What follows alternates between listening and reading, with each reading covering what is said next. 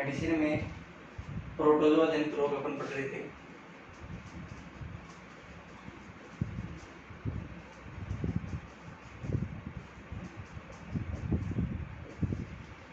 Protozoa जनित रोग, इसके अंदर कोक्सीडियोसिस अपने पिछली क्लास में स्टार्ट किया था। कोक्सीडियोसिस, कोक्सीडियोसिस जो है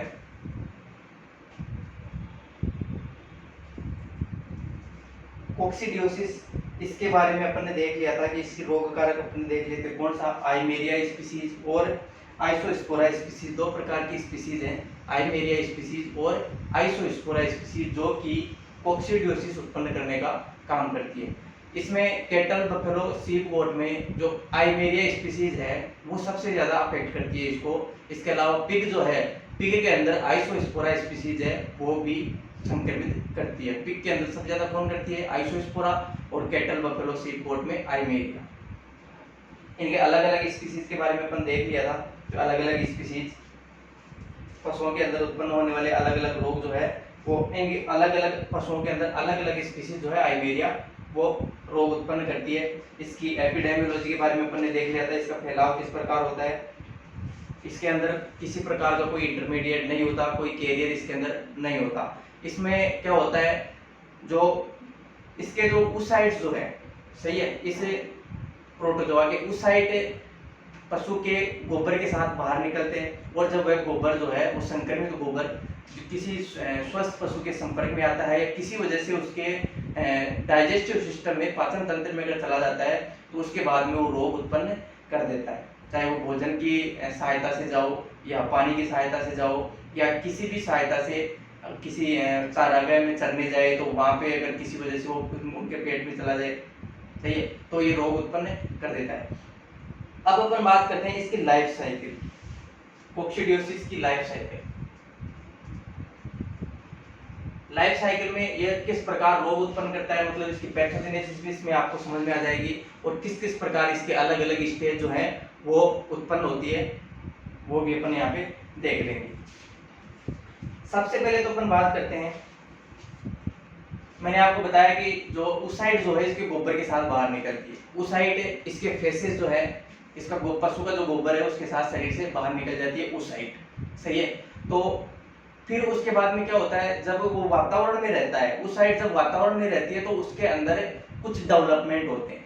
उसके अंदर 2-3 स्टेज ऐसी आएगी जिसमें डेवलपमेंट, उनके अंदर डेवलपमेंट होता है। किस वातावरण के अंदर, किस अवस्था में, वातावरण के अंदर तो कुछ डेवलपमेंट होते हैं। फिर वो डेवलपमेंट होने के बाद कोई स्वस्थ पशु अगर उसको खा लेता है, सही है, स्वस्थ पशु उसको खा लेता है तो उसको खाने के बाद कुछ डेवलपमेंट उसके आंत के अंदर होते हैं, उसकी जो बड़ी आंत छोटी आंत है, कुछ डेवलपमेंट वहां होते हैं, और इस प्रकार उसकी जो आइमेरिया स्पीसीज है उसकी लाइफ साइकिल पूरी होती है। मतलब कोक्सीडियोसिस की पूरी लाइफ साइकिल इस प्रकार पूर्ण होती है, वो अपन देख लेते हैं। सबसे पहले तो जो oocyte गोबर के साथ बाहर निकलती है उसको बोला जाता है अनस्पोरुलेटेड oocyte, अनस्पोरुलेटेड oocyte।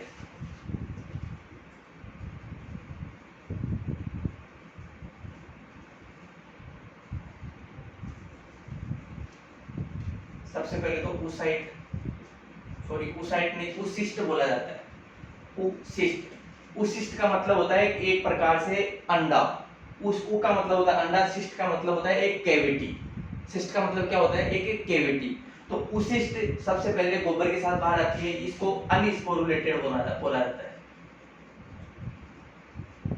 क्योंकि इसके अंदर स्पोर नहीं होते, ये गोबर के साथ बाहर आती है। संक्रमित पशु से गोबर के साथ शरीर से बाहर आती है। अब इसके अंदर किसी प्रकार के डेवलपमेंट होते हैं, जैसे कि oocyte जो है ये अनस्पोरुलेटेड हो गई, सही है, ये वातावरण में पहुंच गई।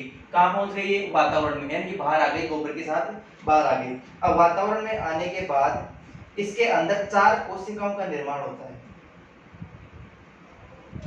इसकी एक कोशिका से मान लो इसकी संरचना इस प्रकार है, ये गोल है, क्या है, ये गोल है, सही है, गोल है।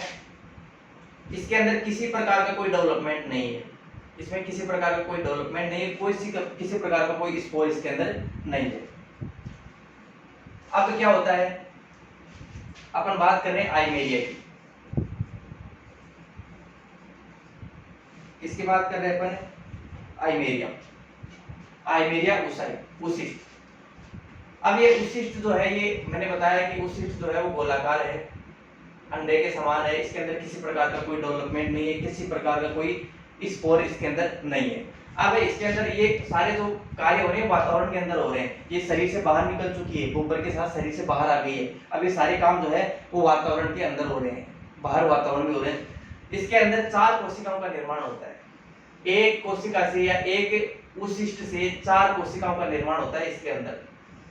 इस प्रकार 4 कोशिकाओं का निर्माण होता है। इस प्रकार क्या होता है, 4 कोशिकाओं का निर्माण होता है। इन कोशिकाओं को क्या बोला जाता है? इन कोशिकाओं को बोला जाता है स्पोरोब्लास्ट। इन 4 कोशिकाओं को क्या बोला जाता है? स्पोरोब्लास्ट। इनको क्या बोला जाता है? स्पोरोब्लास्ट। ध्यान रखना कि सिर्फ मैं एक उशिष्ट की बात कर रहा हूं, ऐसी बहुत सारी उशिष्ट होती है, लगभग 3000 4000 पर ग्राम। 1 ग्राम मल के साथ 2000 3000 4000 के आसपास ये उशिष्ट की संख्या हो सकती है इस संक्रमण में। अपन एक उशिष्ट की बात कर रहे हैं केवल। तो वो एक उशिष्ट से उसके अंदर डेवलपमेंट होता है। डेवलपमेंट होने के बाद इनमें इसी एक कोशिका से 4 कोशिकाएं बन जाती है। इसी के अंदर बनती है, इसके अंदर ही बनती है, ये कोई बाहर नहीं निकलता। इसी के अंदर ये डेवलपमेंट होता है, इस एक कोयले के अंदर या एक अंडे के अंदर ही ये डेवलपमेंट होता है। उसके बाद में क्या होता है? स्पोरोब्लास्ट बन गई, सही है। इसके बाद में इनके अंदर कुछ किसी प्रकार का कोई डेवलपमेंट होता है, और डेवलपमेंट होने के बाद ये चारों जो है, इनमें किसी प्रकार का डेवलपमेंट होता है चारों के अंदर, और ये क्या बन जाती है? स्पोरोसिस्ट। इनको क्या बोला जाता है? स्पोरोसिस्ट। इनको क्या बोला जाता है? स्पोरोसिस्ट। स्पोरोसिस्ट हो गया। अब इस प्रत्येक स्पोरोसिस्ट के अंदर 2 कोशिकाएं बनती है। मतलब एक स्पोरोसिस्ट से 2 कोशिकाएं बनती है, तो पूरे एक के अंदर कितनी बनेगी? टोटल 8 कोशिकाएं बनती है, जिनको स्पोरोजोइट कहा जाता है। इस प्रकार, जैसे कि ये तो ये है स्पोरोसिस्ट हो गई। इनके अंदर भी इस प्रकार एक कोशिका से 2 कोशिकाएं बनने लगती है, और इनको क्या बोला जाता है? इनको बोला जाता है स्पोरोजोइट। इनको क्या बोला जाता है? स्पोरोजोइट। क्या बोला जाता है इनको? स्पोरोजोइट्स, सही है। तो कितनी हो गई? एक कोशिका के अंदर, यानी कि एक ओसाइट जो अनस्पोरुलेटेड ओसाइट थी, जिसको अविकसित ओसाइट कह सकते हैं, इसको अविकसित ओसाइट, अनस्पोरुलेटेड या अविकसित ओसाइट। तो एक अविकसित ओसाइट के अंदर इस प्रकार से डेवलपमेंट होते हैं।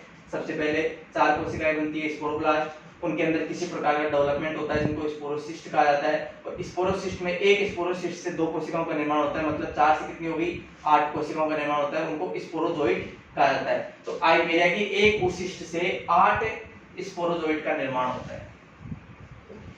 कितना होता है? 8 स्पोरोजोइट का निर्माण होता है।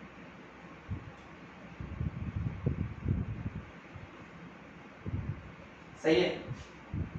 ये तो हो गई किसकी बात? आइमेरिया की बात। अब आइसोस्पोरा। आइसोस्पोरा में वही अविकसित ओसाइट,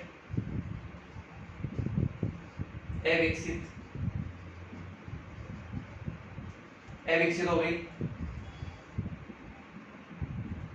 अब इस अविकसित के अंदर 2 स्पोरोब्लास्ट का निर्माण होता है। इसके अंदर कितनी हो रही थी? 4 हो रही थी। इसके अंदर कितनी होती है? 2 ही स्पोरोसिस्ट बनती है या स्पोरोब्लास्ट बनती है। स्पोरोब्लास्ट, इसके अंदर किसी प्रकार का डेवलपमेंट होता है, वही इसकी तरह, और वही 2 कोशिकाएं बनती है, जिनको क्या बोला जाता है? स्पोरोसिस्ट। स्पोरोसिस्ट बोला जाता है। अब प्रत्येक स्पोरोसिस्ट, इस प्रत्येक के अंदर 4 का निर्माण होता है। यहाँ पे कितनी हो रही थी, एक स्पोरोसिस्ट में कितने स्पोरोजोइट बन रहे थे, 2, और यहाँ पे एक में कितने बनते हैं, 4। मतलब ये तो दोनों क्या हो गई, स्पोरोसिस्ट हो गई, एक यहाँ बनती है, एक यहाँ बनती है, और ये 1 2 3 4, 1 2 3 4, इस प्रकार से 4 कोशिकाओं का यहाँ पे निर्माण हो जाता है। और यहाँ भी 8 कोशिकाएं बनी थी, और यहाँ भी कितनी बन गई, 8। तो यह क्या हो गई, स्पोरोजोइट। इनको क्या बोला जाता है, स्पोरोजोइट। इस प्रकार इसमें 8 स्पोरोजोइट बनते हैं, इसमें भी 8 बनते हैं, बस तरीका अलग है इनमें किस प्रकार ये स्पोरोजोइट्स का निर्माण होता है। अब ये जो बन गई, ये स्पोरोजोइट युक्त जो oocyte है, ये है तो oocyte ही ना, ये oocyte ही तो है, oocyte के अंदर तो ये सारे डेवलपमेंट हो रहे हैं, तो इसको बोला जाता है स्पोरुलेटेड oocyte, सॉरी oocyst, स्पोरुलेटेड oocyst। इसको विकसित oocyst भी कहा जाता है, इसको विकसित oocyst भी कहा जाता है। यहाँ पे अविकसित थी, अनस्पोरुलेटेड थी, इस प्रकार का इनमें डेवलपमेंट होता है, तो ये स्पोरुलेटेड oocyst बन जाती है, और या विकसित oocyst इसको कह सकते हैं। ये भी यही होती है विकसित, और ये भी यही होती है विकसित oocyst। और ये जो डेवलपमेंट होता है ये पर्यावरण यानी कि वातावरण के अंदर होता है। ये जो डेवलपमेंट होता है ये वातावरण में होता है, बाहरी वातावरण में ये सारा का सारा डेवलपमेंट होता है। जब अनस्पोरुलेटेड या अविकसित oocyst गोबर के साथ बाहर निकलती है, तो इसके अंदर इनके अंदर ये सारे के सारे ये डेवलपमेंट होते हैं, सही है। तो अब पशु जो होता है वो इनको खाता है, किसको खाता है, इनको, जो स्पोरोसिस्ट बनी हुई है, ये स्पोरोजोइट्स जो है या स्पोरुलेटेड oocyst जो है, उस oocyst जो है, इनको पशु खाएगा, और इनको खाने के बाद, इनको जब ये शरीर के अंदर चली जाएगी तो उनको खाने के बाद क्या क्या डेवलपमेंट होते हैं वो हम आगे देख लेंगे, सही है। ये तो समझ में आ गया, ये होता है पर्यावरण के अंदर ये सारा डेवलपमेंट होता है। फिर ऐसा ये परिपक्व oocyst बन के ये वातावरण में पड़े रहते हैं, और जब स्वस्थ पशु इनको खाता है, ये स्वस्थ पशु के शरीर में चली जाती है, तो फिर इनमें और भी डेवलपमेंट होते हैं, वो आगे देख लेंगे। ये तो हो गया बाहर का डेवलपमेंट, पर्याप्त यानी कि शरीर के बाहर का डेवलपमेंट। समझ में आ गया, आप इसको नोट कर लो, क्योंकि ऐसा बुक में नहीं दिया हुआ, ऐसा समझ में आपके जल्दी समझ में आ जाएगा, एक बार इनको नोट कर लेना बुक के अंदर।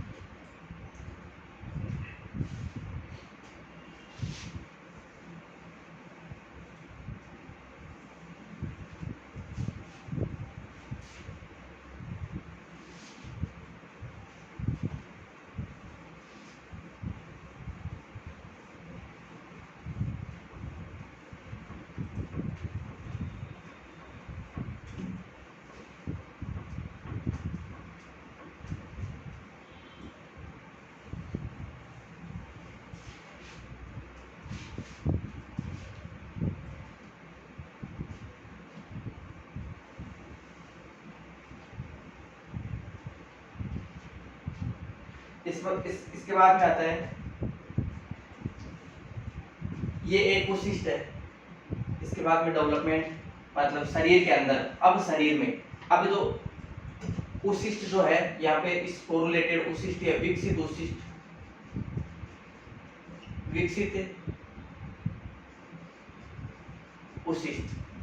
विकसित oocyst हो गई, जिसके अंदर मैंने आपको बताया थे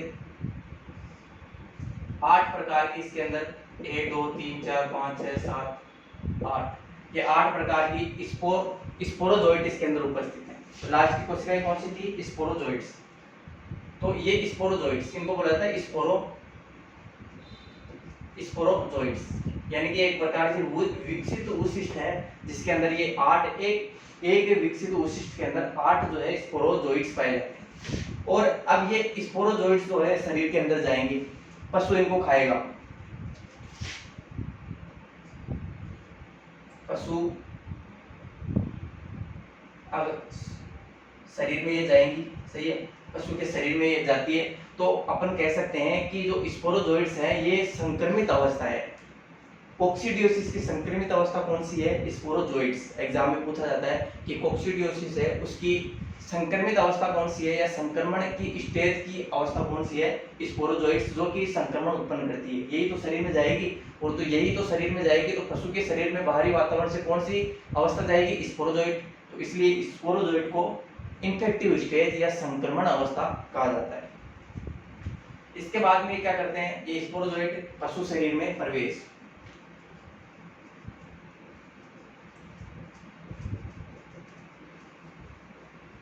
पशु शरीर में प्रवेश कर जाते हैं और पशु शरीर में प्रवेश के बाद कहाँ जाएंगे, इंटेस्टाइन में, आंत में चले जाएंगे।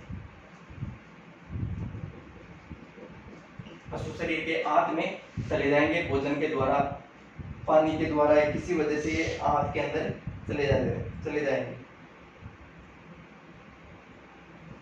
अब जैसे ये पाचन तंत्र के अंदर जाता है, तो इसकी ये जो भित्ति है, उशिष्ट की भित्ति टूट जाती है। ये जैसे ही पाचन तंत्र में जाता है तो ये उशिष्ट की जो बाहर की जो भित्ति है वो टूट जाती है। उशिष्ट की बाहरी भित्ति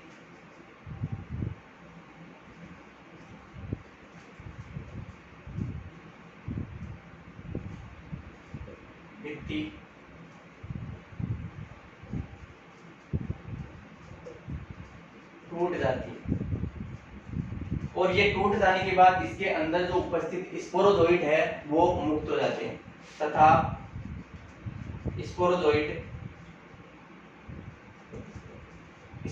से मुक्त हो जाते हैं।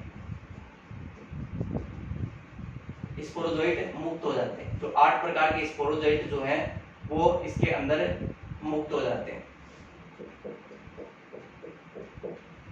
ये स्पोरोजोइट जो है, इसके अंदर उपस्थित स्पोरोजोइट थे, ये बाहरी वाल टूट गई। ये वाल टूटने के बाद ये अंदर से जो 8 स्पोरोसिस्ट थे, स्पोरोजोइट्स थे, वो बाहर आके मुक्त हो जाते हैं, फ्री हो जाते हैं। सही है। अब ये आंत की मुकोसा में प्रवेश करते हैं। स्पोरोजोइट्स आंत की म्यूकोसा में प्रवेश करते हैं। आंत की म्यूकोसा में ये प्रवेश करते हैं।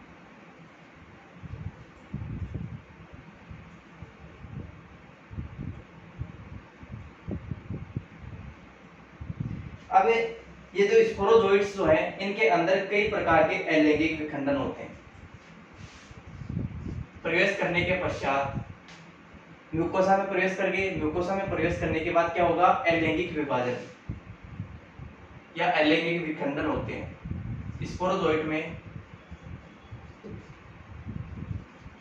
अलैंगिक विखंडन,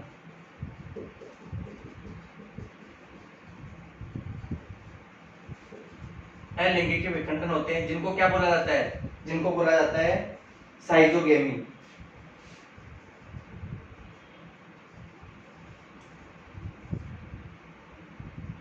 साइजोगोनी, इस विखंडन को क्या बोला जाता है, साइजोगोनी। इन विखंडन को क्या बोला जाता है, अलैंगिक रूप से विखंडन होते हैं। मतलब स्पोरोजोइट्स होते हैं, ये टूट के और स्पोरोजोइट्स का निर्माण करते हैं, जिसको क्या बोला जाता है, अलैंगिक विखंडन, साइजोगोनी। इस क्रिया को क्या बोला जाता है, साइजोगोनी। और इसके बाद में क्या बनते हैं, जब स्पोरोजोइट्स में विखंडन हो गए, तो विखंडन होने के बाद जो संरचना बनती है उसको बोला जाता है मीरोजोइट्स।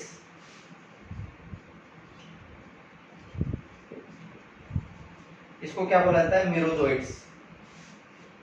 मीरोजोइट्स का निर्माण होता है विखंडन से।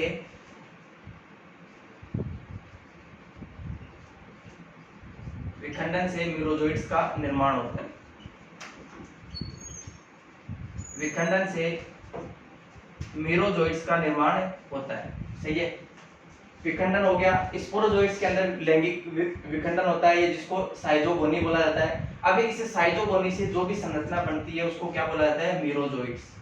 क्या बोला जाता है इसको, मीरोजोइट्स। ये स्टेज जो है ये आपको याद रखनी है, सारी की सारी स्टेज ये आपको ध्यान रखनी है, क्योंकि कई बार एग्जाम में इनको बहुत बार पूछा जाता है। यहाँ पे स्पोरोजोइट्स जो है वो एक प्रकार से इन्फेक्टिव स्टेज है, ये भी आपको ध्यान रखनी है। यहाँ पे लिख देता हूँ, इन्फेक्टिव स्टेज। इन्फेक्टिव स्टेज क्या है, स्पोरोजोइट्स क्या है, इन्फेक्टिव स्टेज है। सही है। अब मीरोजोइट्स का निर्माण हो गया। इस संरचना को या अपन इसके निर्माण को, मतलब स्पोरोजोइट्स से मीरोजोइट्स के निर्माण को क्या कहा जाता है? First generation development. इसको क्या कहा जाता है? फर्स्ट जनरेशन डेवलपमेंट या फर्स्ट जनरेशन साइजोगोनी। फर्स्ट जनरेशन साइजोगोनी मतलब स्पोरोजोइट्स जो है यहाँ पे, जो स्पोरोजोइट्स क्या, जिनके अंदर लैंगिक विखंडन होता है, साइजोगेमी होती है, तो इस क्रिया को क्या बोला जाता है? इस क्रिया को बोला जाता है first generation साइजोगोनी। First generation साइजोगोनी, first generation साइजोगोनी, ये आपको ध्यान रखना है। क्या कहलाता है? First generation साइजोगोनी। अब फर्स्ट जनरेशन साइजोगोनी जो है, और ये निर्माण जो होते हैं, इनको बोला जाता है फर्स्ट जनरेशन साइजोन। ये मीरोजोइट्स जो है ये क्या कहलाते हैं? First generation साइजोन।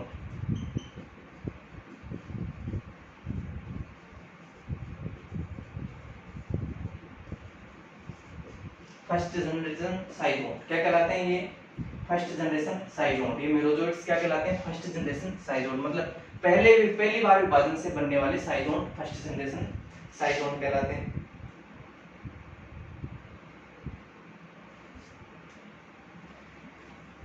अब जिस कोशिका के अंदर, जैसे कि मैंने आपको बताया था, म्यूकोसा कोशिका में प्रवेश करते हैं, और म्यूकोसा कोशिका में प्रवेश करने के बाद ये सारी क्रियाएं होती है। अब क्या होता है? अब जो कोशिकाएं जो होती है, आज की कोशिकाएं फटने लग जाती है।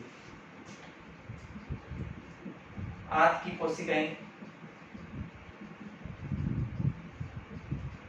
फटने लगती है। इन्हें मीरोजोइट्स या साइजोन का निर्माण होने के बाद जो आज की कोशिकाएं, जिन कोशिकाओं के अंदर ये प्रवेश किया था, स्पोरोजोइट्स ने प्रवेश किया था, वो कोशिकाएं फटने लग जाती है। और फटने के बाद ये जो साइजोन है, सही है, ये मीरोजोइट्स जो है, जिनको मीरोजोइट्स कह सकते हैं या साइजोन कह सकते हैं, ये साइजोन मुक्त हो जाते हैं। साइजोन मुक्त हो जाते हैं। आंत के अंदर कोशिकाओं में जब कोशिकाएं फटती है तो ये साइजोन मुक्त हो जाते हैं। अब ये साइजोन मुक्त हो गए और अन्य कोशिका को संक्रमित करते हैं तथा अन्य कोशिकाओं को, बाकी की अन्य जो भी कोशिकाएं हैं, अन्य कोशिकाओं को संक्रमित करते हैं।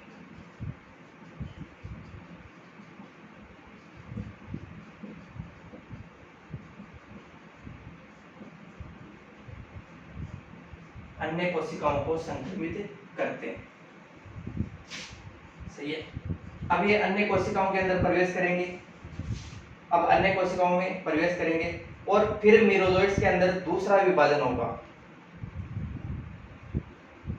और फिर से इन मीरोजोइट्स के अंदर या इन साइजोन के अंदर सेकेंड जनरेशन साइजोगेमी होती है। इसके बाद में क्या होगा? सेकेंड जनरेशन साइजोगेमी, मतलब दोबारा से अलैंगिक विभाजन होता है। और अलैंगिक विभाजन होगा उसके बाद में इस साइजोन की दो अवस्थाएं बनती है। इस सेकेंड जनरेशन के बाद में साइजोन की दो अवस्थाएं बनती है। कौन सी? एक तो इसको बोला जाता है लैंगिक जनन। इसके बाद में क्या होता है? सेकेंड जनरेशन साइजोन बन गया या साइजोगेमी बन गई, सेकेंड जनरेशन साइजोन बन गया। इस साइजोन में क्या होता है? अब इसको बोला जाता है सेकेंड जनरेशन साइजोन। सेकेंड जनरेशन साइजोन हो गया। ये जो है सेकेंड जनरेशन साइजोन, ये कोशिकाओं को सबसे ज्यादा नुकसान पहुंचाते हैं। सेकेंड जनरेशन साइजोन, ये आपको ध्यान रखना है कि कौन से साइजोन हैं जो कोशिकाओं को सबसे ज्यादा नुकसान पहुंचाते हैं? सेकेंड जनरेशन साइजोन। इसके बाद में क्या होगा? इसमें लैंगिक जनन होगा। इसमें क्या होगा? लैंगिक जनन होगा। लैंगिक जनन होगा तो दो प्रकार की कोशिकाएं बनती है। लैंगिक जनन से दो प्रकार की कोशिकाएं बनती है। एक है मैक्रोगैमेट,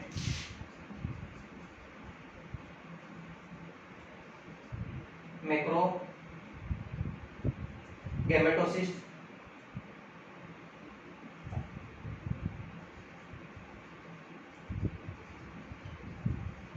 और एक है माइक्रोगैमेटोसिस्ट।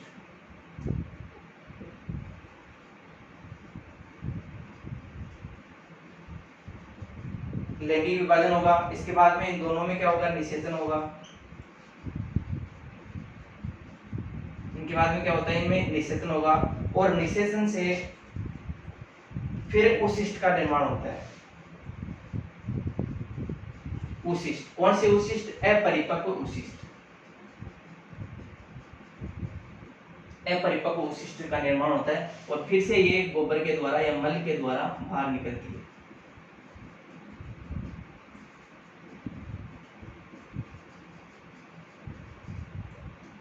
मल के द्वारा बाहर निकलती है, फिर इनमें ये वातावरण में आती है। वातावरण में आने के बाद फिर उनमें वो वापस वही डेवलपमेंट होता है जो मैंने आपको वातावरण में डेवलपमेंट बताया था। फिर से इसके अंदर वही डेवलपमेंट होता है। फिर उसके बाद में डेवलपमेंट होने के बाद में क्या होगा, विकसित उच्छिष्ट बनेगी। विकसित उच्छिष्ट शरीर में प्रवेश करेगी। शरीर में प्रवेश करने के बाद आंत में जाएगी। आंत में जाने के बाद ये उच्छिष्ट की बाहरी भित्ति टूट जाएगी और स्पोरोजोइट्स का निर्माण होगा।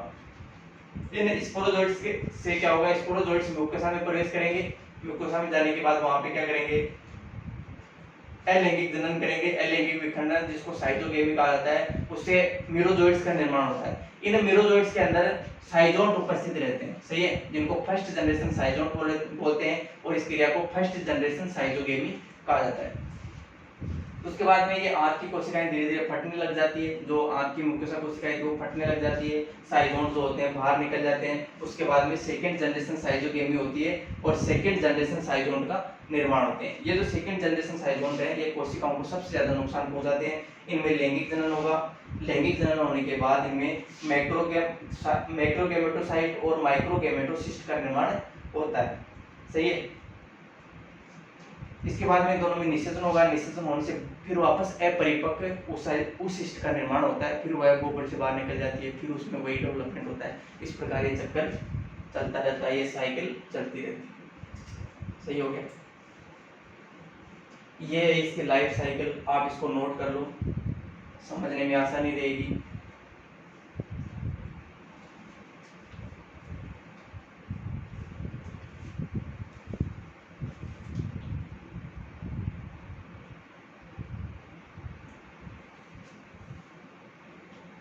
बाकी अपन नेक्स्ट क्लास में देखेंगे, ये आप नोट कर लेना इसको।